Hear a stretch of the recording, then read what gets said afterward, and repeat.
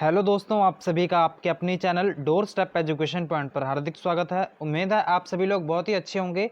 अगर आपने हमारे इस चैनल को सब्सक्राइब नहीं किया है तो आप इसको सब्सक्राइब कर लें। आने वाली वीडियोस को मिस ना करने के लिए बेल आइकन भी प्रेस कर लें ताकि जब भी हम कोई वीडियो अपलोड करें आपको जो नोटिफिकेशन है वो मिल जाया करे। तो दोस्तों, आपको अगर ये वीडियो पसंद आती है तो आपने इस वीडियो को लाइक कर लेना है और अपने दोस्तों के साथ भी जरूर शेयर कर लेना है। तो दोस्तों, आज का जो हमारा लेक्चर है वो हमारा 17th लेक्चर है। किसका? CDP का, चाइल्ड डेवलपमेंट एंड पेडागोजी का। तो इसमें हम बहुत ही इंपॉर्टेंट क्वेश्चन डिस्कस करने वाले हैं। कल हमने कुछ क्वेश्चन डिस्कस किए थे, आज भी हम कुछ जो क्वेश्चन होंगे आपके उनको बड़े ही डिटेल में अच्छे तरीके से सभी को समझते हुए चलेंगे। आपने क्या करना है, आपने इस सेशन के एंड होने के बाद आपके 10 में से कितने मार्क्स आए हैं उसको भी कमेंट करना है ताकि हमें ये भी पता चल सके कि आप में इंप्रूवमेंट हो भी रही है या नहीं हो रही। तो चलिए देखते हैं आज के हमारे फर्स्ट क्वेश्चन से। तो ये हमारा आज का फर्स्ट क्वेश्चन है, which one of the following is true of school and socialisation. तो यहाँ पर क्या बात कही जा रही है कि इसमें से कौन सा बात है। हमने इन सभी चारों स्टेटमेंट्स को पढ़ना है। विद्यालय और समाजीकरण के बारे में निम्नलिखित में से कौन सा सत्य है। तो आपको ये बताना है कि आपको ये सबसे पहले पता होना चाहिए कि सोशलाइजेशन होता क्या है। उसके बाद हम ये देखेंगे कि सोशलाइजेशन कितने टाइप का होता है। तो यहाँ पर सबसे पहले हम ऑप्शन पढ़ते हैं। ऑप्शन नंबर फर्स्ट में लिखा हुआ है, school is an important agent of socialisation. कि जो स्कूल है आपका, विद्यालय है, क्या बात कही जा रही है कि वो समाजीकरण का एक महत्वपूर्ण कारक है। तो क्या जो आपका विद्यालय है वो आपका महत्वपूर्ण कारक है या नहीं है। ऑप्शन नंबर 2 में लिखा हुआ है कि school does not play any role in socialisation. कि जो आपका स्कूल है वो जो समाजीकरण है उसमें कोई भूमिका निभाता ही नहीं है। या फिर जो आपका ऑप्शन नंबर 3 कि school play very little role in the socialisation. कि जो आपका समाजीकरण में जो आपके विद्यालय हैं वो कोई यहाँ पर जो समाजीकरण में जो विद्यालय हैं वो बहुत ही थोड़ी सी भूमिका निभाते हैं। तो क्या ये होगा या फिर ऑप्शन नंबर 4 होगा कि school is the first primary agent of the socialisation. कि जो स्कूल है आपका वो आपका फर्स्ट क्या है, वो प्राइमरी एजेंट है किसका? सोशलाइजेशन का। तो आपको ये बताना है। या फिर जो आपका कह सकते हैं कि इसमें से आपको बताना है कि सबसे कौन सा जो सही है वो आंसर होगा। तो मैं आपको बता दूं, जो आपका ऑप्शन नंबर फर्स्ट है वो यहाँ पर बिल्कुल सही होगा। क्यों सही होगा? कि जो आपका स्कूल होता है, ठीक है ना, वो आपका जो स्कूल है वो सोशलाइजेशन का बहुत ही एक कह सकते हैं कि महत्वपूर्ण एजेंट है। एजेंट कहने का मतलब ये कि जो ये कारक है किसका? सोशलाइजेशन में ये स्कूल है बहुत ही बड़ी भूमिका निभाता है। तो मैं आपको बता दूं कि सोशलाइजेशन होता क्या है। समाजीकरण में आपको पता है ना कि समाज में रहने के लिए आपको कुछ समाज के जो मूल तत्व हैं उनको सीखना पड़ता है समाज में रहने के लिए। तो इसी को हम सोशलाइजेशन कहते हैं, जिसमें आपका कल्चर कह सकते हैं, लैंग्वेज कह सकते हैं। तो यहाँ पर आप देख पाते होंगे जो आपकी फैमिली है, नेबरहुड है, स्कूल है, मीडिया है, ये सभी क्या है, ये एजेंट है किसके? आपके सोशलाइजेशन के। तो यहाँ पर आपको सोशलाइजेशन 2 टाइप्स का देखने को मिलता है। 2 टाइप्स का, एक तो है यहाँ पर कौन सा, एक आपको मिलेगा प्राइमरी। क्या मिलेगा? एक आपको मिलेगा प्राइमरी, जिसको हिंदी में हम कहते हैं प्राथमिक। एक आपको मिलेगा सेकेंडरी। ठीक है, तो आपको यहाँ पर दिख रहा होगा जो आपका ऑप्शन नंबर 4 है, वहां पर क्या बताया हुआ है कि आपका जो स्कूल है वो फर्स्ट प्राइमरी एजेंट है। तो आप कहेंगे कि यार ये भी तो थोड़ा बहुत सही हो सकता है। नहीं, ये सही नहीं होगा। क्यों नहीं होगा सही, इसके बारे में भी हम डिस्कस कर लेते हैं। कि जो आपका स्कूल होता है वो सेकेंडरी सोशलाइजेशन है, मतलब कि वो आपका द्वितीय कह सकते हैं कि आपका जो समाजीकरण होता है वो सेकंड नंबर पर आता है, सेकेंडरी सोशलाइजेशन होता है। और अगर हम बात करें नेबरहुड की, या फिर जो आपका कह सकते हैं कि जो आपकी फैमिली है, ठीक है, आपका होम है, वो क्या है, वो प्राइमरी सोशलाइजेशन होता है। तो आपको ये तो समझ आ गया होगा ना क्वेश्चन को। तो हमारा इस क्वेश्चन के हिसाब से जो आपका ऑप्शन नंबर फर्स्ट है वो यहाँ पर बिल्कुल ही सही आंसर है। आपका ऑप्शन नंबर बिल्कुल सही आंसर है। तो चलिए चलते हैं आज के हमारे सेकंड क्वेश्चन पर। तो इसको देख लेते हैं। ये हमारा क्या लिखा हुआ है, which one of the following statement is correct about Jean प्याजे थ्योरी ऑफ कॉग्निटिव डेवलपमेंट। तो आपको ये बताना है, जीन प्याजे की थ्योरी आपको याद होगी। जीन प्याजे की जो थ्योरी है वो 4 भागों में बांटी हुई है। एक तो है सेंसरी मोटर, फिर उसके बाद आ जाता है प्री ऑपरेशनल, फिर उसके बाद आ जाता है कंक्रीट ऑपरेशनल, और उसके बाद आ जाता है आपका फॉर्मल ऑपरेशनल। आप इसको कैसे याद कर सकते हैं, SPCF, ठीक है ना, SPCF से आप याद कर सकते हैं। S से आ जाएगा सेंसरी मोटर, फिर प्री ऑपरेशनल, फिर C से कंक्रीट ऑपरेशनल, और F से आपका आ जाएगा फॉर्मल ऑपरेशनल।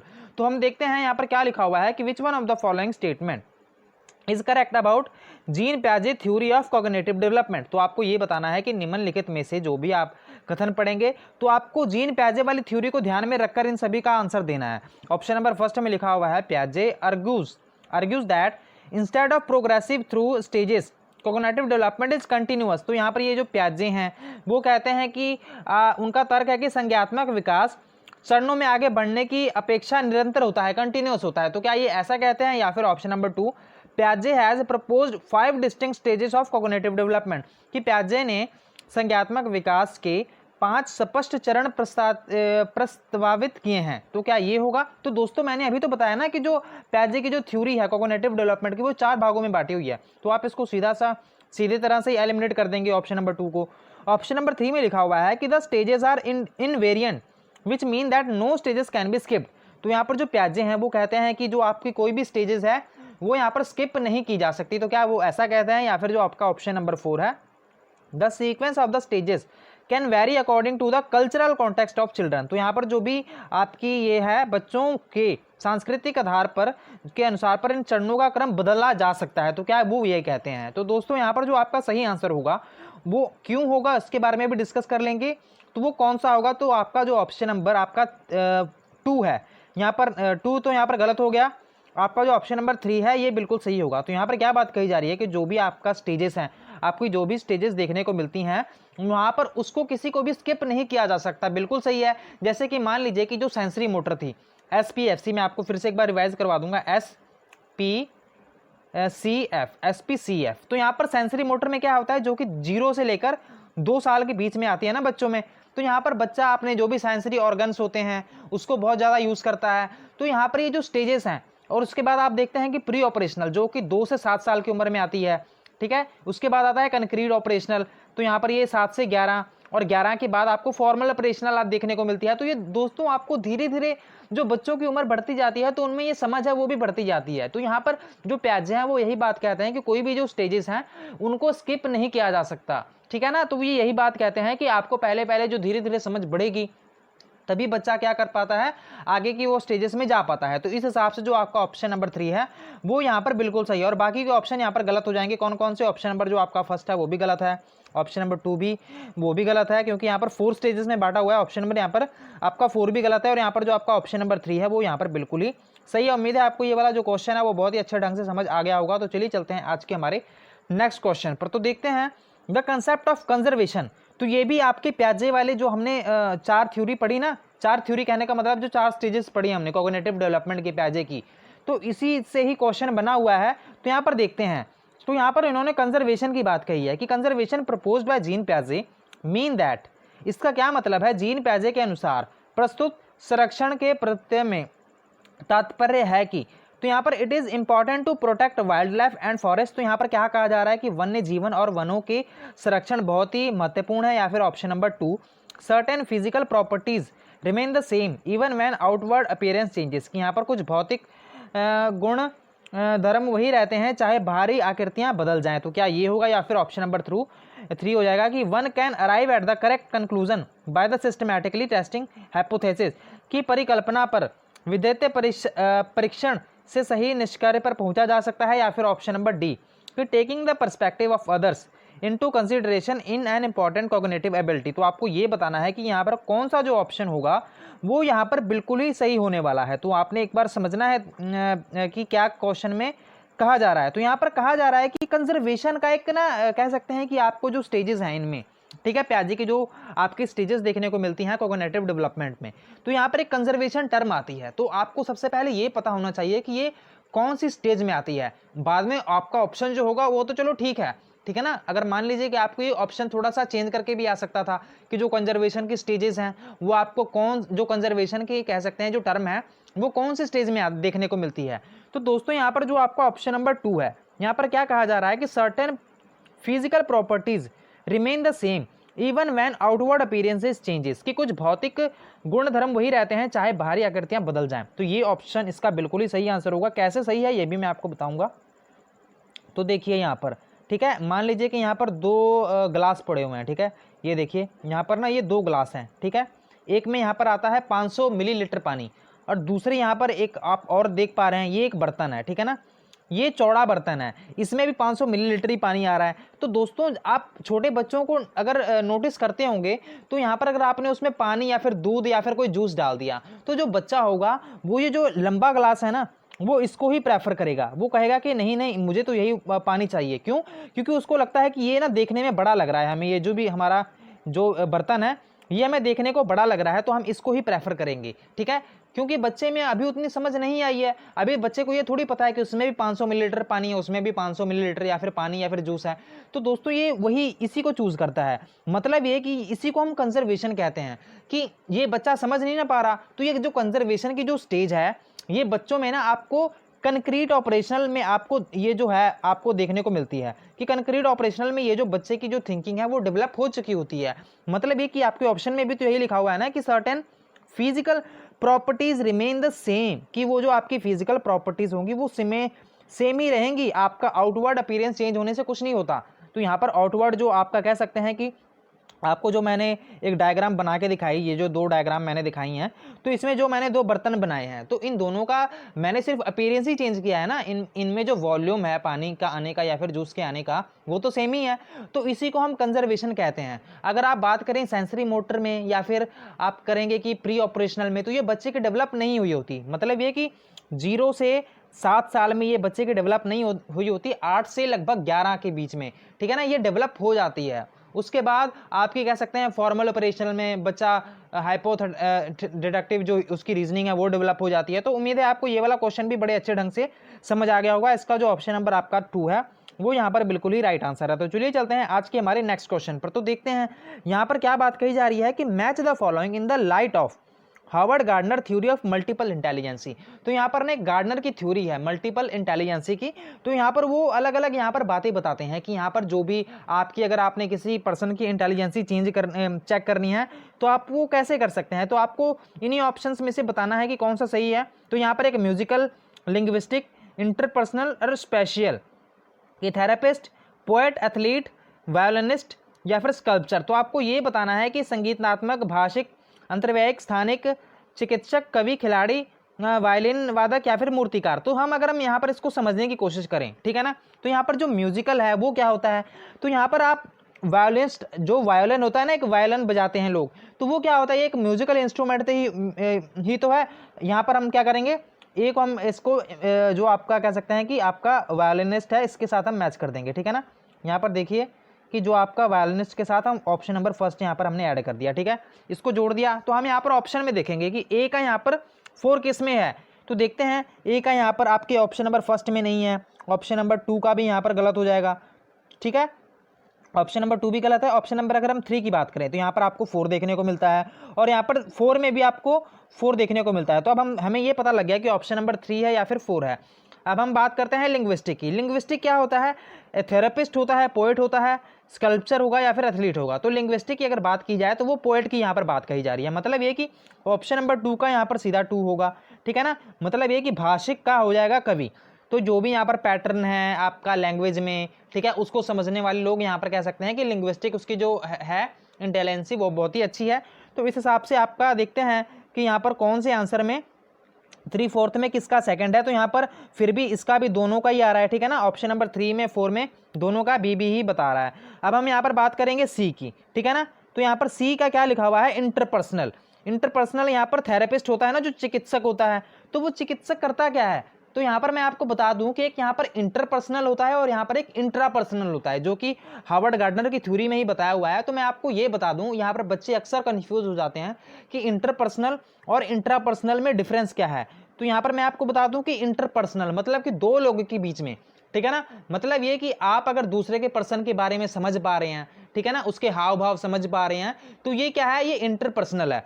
अगर हम बात करें इंट्रापर्सनल की, तो जैसे जैसे कि वो जो साधु संत होते हैं ना, तो वो क्या होता है, वो खुद के बारे में भी बहुत ज्यादा उनको ज्ञान हो जाता है, तो वो क्या होता है, वो इंट्रापर्सनल होता है। तो इस हिसाब से जो आपका ऑप्शन नंबर 3, मतलब ये कि सी का क्या हो जाएगा, आपका थेरेपिस्ट हो जाएगा। मतलब ये कि सी का आपका फर्स्ट हो जाएगा और यहाँ पर सी में आपका फर्स्ट किस में दिया हुआ है, ऑप्शन नंबर 3 में दिया हुआ है। तो आपका जो ऑप्शन नंबर कह सकते हैं कि जो 3 है वो बिल्कुल सही है। एक बार हम फिर से मैच करेंगे। ए का यहाँ पर 4 बताया हुआ है कि म्यूजिकल का आपका हो जाएगा वायलिनिस्ट। लिंग्विस्टिक का क्या बताया हुआ है आपका, जो लिंग्विस्टिक का पोएट है। इंटरपर्सनल का यहाँ पर आ जाएगा आपका थेरेपिस्ट और यहाँ पर जो स्पेशल होता है, ठीक है, वो क्या हो जाता है, स्कल्पचर, कि जो आप इमेजिन करके क्या आप कितना मैनिपुलेट कर पाते हैं। ठीक है ना, तो ये स्पेस से रिलेटेड होता है कुछ, इसको हम कह देते हैं स्पेशल का हो जाएगा आपका ऑप्शन नंबर यहाँ पर 5 है। देखिए यहाँ पर आपको देखने को भी मिल रहा है ऑप्शन नंबर जो आपका 3 है, इसमें डी का 5 है। उम्मीद है आपको ये वाला क्वेश्चन भी समझ आ गया होगा। तो चलिए चलते हैं आज के हमारे 5th क्वेश्चन पर। तो यहाँ पर लेव वाइगोट्स्की का यहाँ पर क्वेश्चन है। लेव वाइगोट्स्की के अनुसार, according to Lev Vygotsky, interaction with adults and peers does not influence language development. तो यहाँ पर क्या कहा जा रहा है कि वयस्कों और साथियों में अन्योन्य क्रिया करने का भाषा के विकास में कोई प्रभाव नहीं पड़ता। या फिर option number 2, language development changes the nature of human thought, कि भाषिक विकास मानव चिंतन के स्वभाव को बदल देता है। या फिर option number 3, cultural play a very small role in the language development, कि भाषा के विकास में संस्कृति की भूमिका बहुत कम होती है। या फिर ऑप्शन नंबर डी होगा कि children learn language through a language acquisition device, कि यहाँ पर जो भी लैंग्वेज एक्विजिशन डिवाइस है, बच्चे भाषा अर्जन की एक युक्ति के कोई भाषा सीखते हैं। तो क्या इसका ये होगा। तो दोस्तों हम बात करें कि यहाँ पर कौन सा ऑप्शन आपका बिल्कुल सही होगा। तो यहाँ पर जो आपका ऑप्शन नंबर, ठीक है, कौन सा यहाँ पर सही होगा कि देखते हैं, language development changes the nature of human thought, cultural play a very, यहाँ पर क्या लिखा हुआ है, small role in the language development, interaction with adult and peer does not influence language development. तो आपका जो ऑप्शन नंबर 2 है वो यहाँ पर बिल्कुल सही होगा। क्यों सही होगा कि जो आपके लेव वाइगोट्स्की हैं वो क्या कहते हैं कि जो लैंग्वेज डेवलपमेंट है, ठीक है, वो आपका ह्यूमन थॉट्स पर वो प्रभाव डालता है। तो जो लेव वाइगोट्स्की हैं वो यही तो कहते हैं कि जो पर्सन है वो पहले लैंग्वेज सीखता है, बाद में वो क्या करता है, बाद में आप कह सकते हैं कि जो उसकी थॉट प्रोसेस हैं वो बिगिन होती हैं। पहले लैंग्वेज सीखेगा, बाद में उसका थॉट प्रोसेस है वो यहाँ पर चलता है। तो मैं आपको ये बताऊंगा, अभी एक और यहाँ पर क्वेश्चन आने वाला है जो कि इसी से सेम रिलेटेड है। तो आप इस क्वेश्चन को सुनने के बाद उसको भी अच्छे ढंग से सॉल्व कर पाएंगे। तो आपका ऑप्शन नंबर जो 2 है यहाँ पर बिल्कुल ही सही आंसर है। तो यहाँ पर क्या लिखा हुआ है कि भाषिक विकास मानव चिंतन के स्वभाव को बदल देता है। तो ऑप्शन नंबर 2 आपका बिल्कुल ही राइट आंसर है। तो चलिए चलते हैं आज के हमारे 6th क्वेश्चन पर। Lawrence Kohlberg theory of moral reasoning has been criticised on several counts, which one of the following statement is correct in the context of this criticism, कि जो यहाँ पर लॉरेंस कोलबर्ग हैं इनकी नैतिक तर्क का एक सिद्धांत दिया हुआ है, ठीक है ना। तो यहाँ पर इन्होंने यही पूछा हुआ है कि यहाँ पर अनेक बातों के लिए आलोचना की गई है इस थ्योरी की, तो वो इस कौन सी बात है जिसके लिए इसकी क्या कही गई है कि आलोचना की गई है, आपको यही बताना है नीचे दिए गए स्टेटमेंट्स को पढ़ने के बाद। तो देखते हैं, Kohlberg has not given typical response to each stage of moral reasoning. तो यहाँ पर क्या कहा जा रहा है कि कोलबर्ग ने नैतिक तर्क के प्रत्येक सोपान के लिए विरोध उत्तर नहीं दिया है।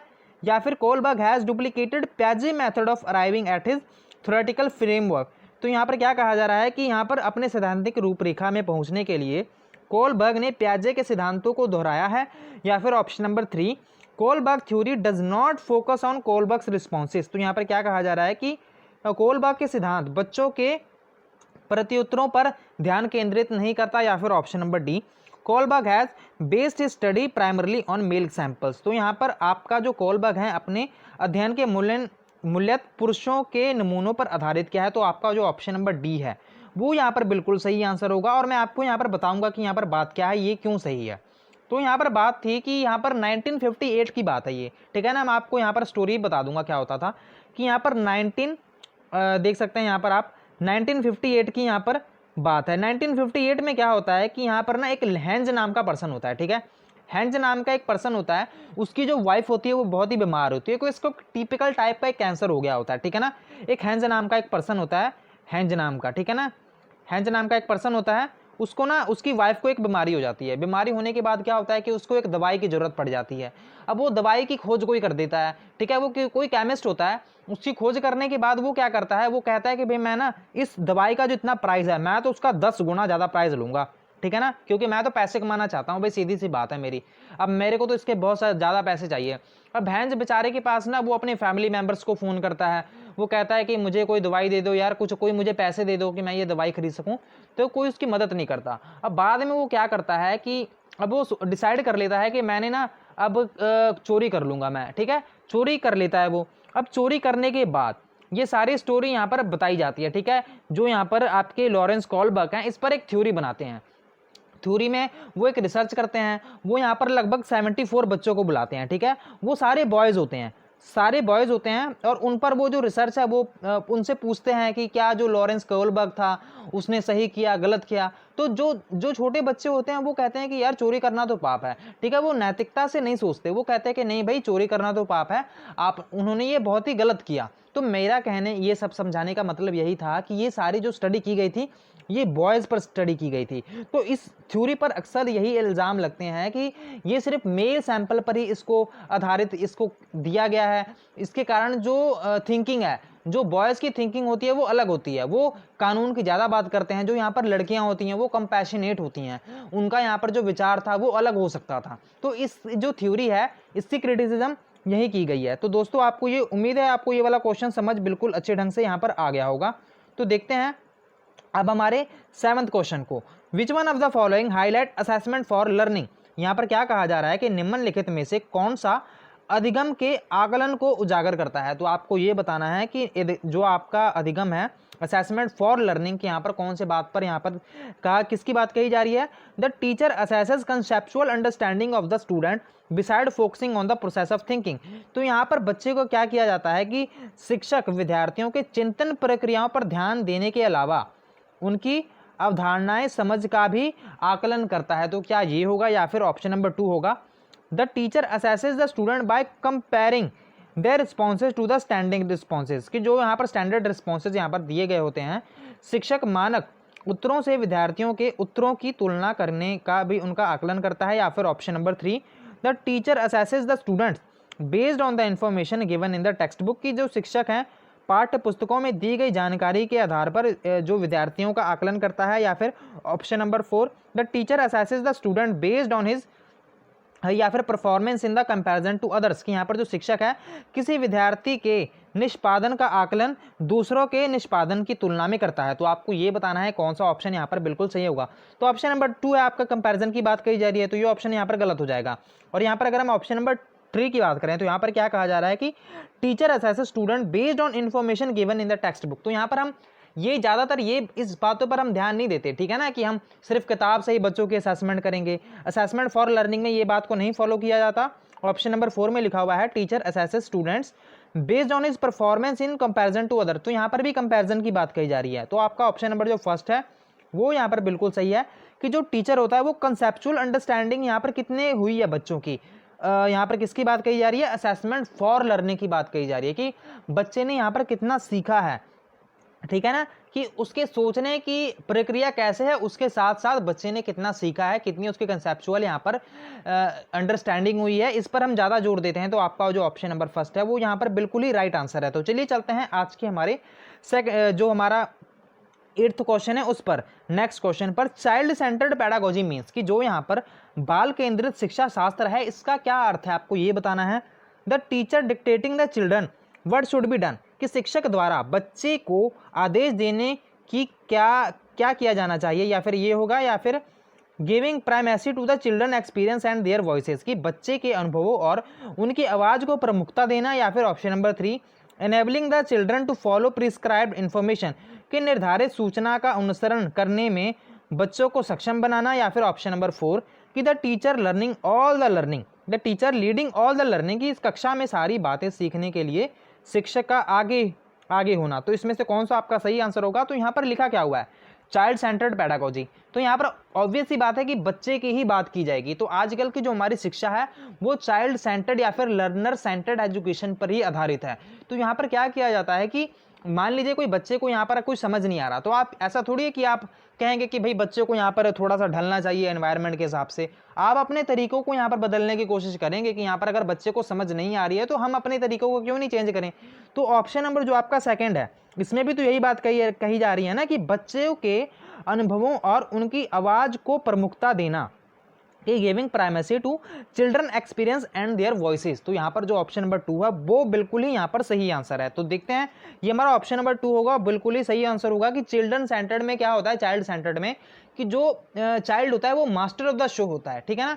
मतलब ये कि सारी जो कहानी है उसके आसपास ही घूमती है। जो करिकुलम जितना भी बनाया जाता है, जितना भी आपका सिलेबस तैयार किया जाता है, वो बच्चे के मानसिक स्तर को देखते हुए ही तैयार किया जाता है। तो आपका जो ऑप्शन नंबर 2 है वो यहाँ पर बिल्कुल ही राइट आंसर है। तो देखते हैं आज का हमारा सेकंड लास्ट क्वेश्चन, जो कि हमारा 9th क्वेश्चन है।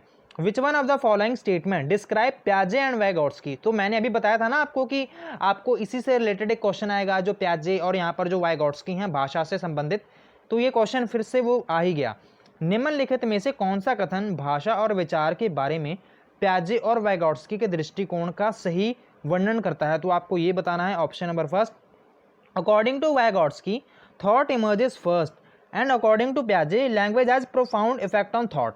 वाइगॉट्स्की के अनुसार पहले विचार जन्म लेता है और प्याजे के अनुसार भाषा का विचार पर भारी प्रभाव पड़ता है। तो क्या ये होगा, या फिर option number two, according to प्याजे thought emerges first, according to Vygotsky language has a profound effect on thought, कि प्याजे के अनुसार पहले विचार जन्म लेता है और वाइगॉट्स्की के अनुसार भाषा का विचार पर भारी प्रभाव पड़ता है। या फिर option number three, both view thought as emerging from the child language, कि दोनों मानते हैं कि बच्चों की भाषा से विचार जन्म दे लेते हैं। या फिर ऑप्शन नंबर फोर की both view language has emerging from the child thought, कि दोनों भाषा के बच्चों के विचारों से जन्म लेते हुए मानते हैं। तो आपका जो ऑप्शन नंबर 3, 4 है ये तो गलत हो गया।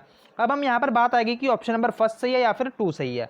तो यहाँ पर फर्स्ट में क्या बात कही जा रही है कि जो वाइगॉट्स्की हैं वो कहते हैं कि पहले विचार पहले आता है, ठीक है ना। तो अभी मैंने आपको बताया था ना, अभी जो आपका शायद थर्ड फोर्थ क्वेश्चन था, कि वो आपका जो विचार है वो आपका पहले नहीं आता है, पहले बच्चा भाषा सीखता है फिर विचार आता है। ये किसका कहना है? ये वाइगॉट्स्की का कहना है। तो ऑप्शन नंबर 2 में आपको यही तो दिख रहा है ना कि प्याजे के अनुसार क्या था कि पहले आपका जो है थॉट पहले आता है।